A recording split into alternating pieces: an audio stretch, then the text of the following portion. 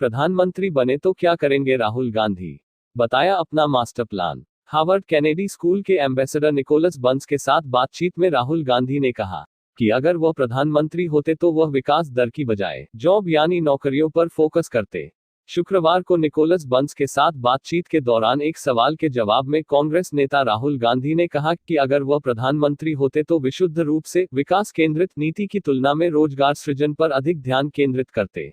यह पूछे जाने पर कि प्रधानमंत्री बनने का मौका मिलने पर उनकी आर्थिक नीति क्या होगी, तो कांग्रेस के पूर्व अध्यक्ष ने कहा कि वह नौकरियों के सृजन पर जोर देंगे। उन्होंने कहा, मैं केवल विकास केंद्रित विचार से नौकरी केंद्रित विचार की ओर बढ़ना चाहूंगा।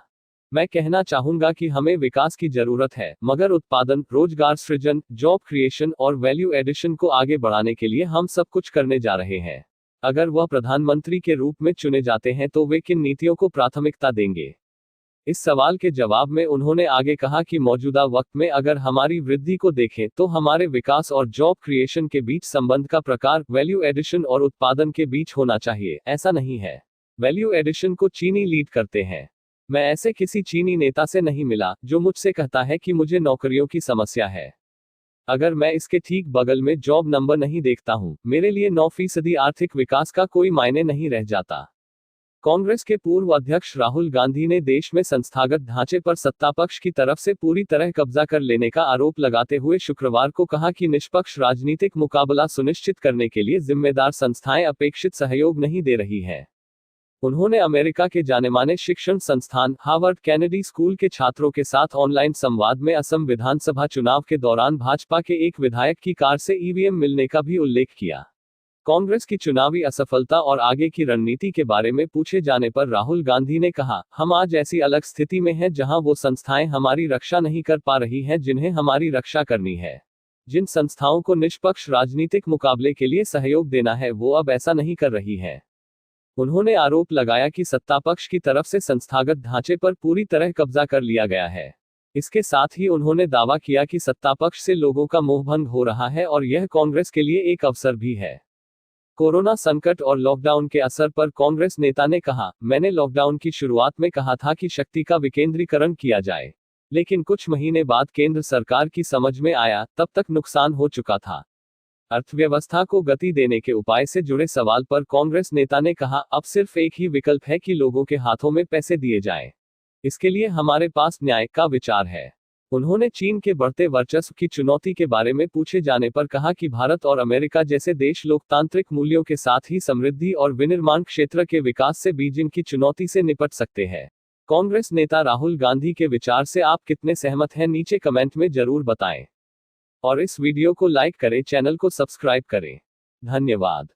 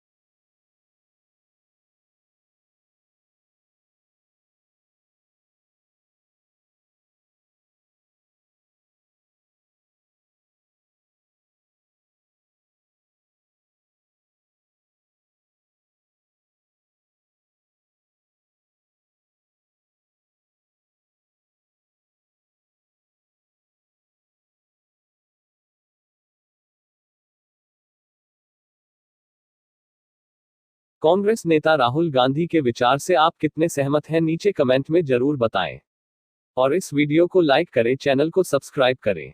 धन्यवाद।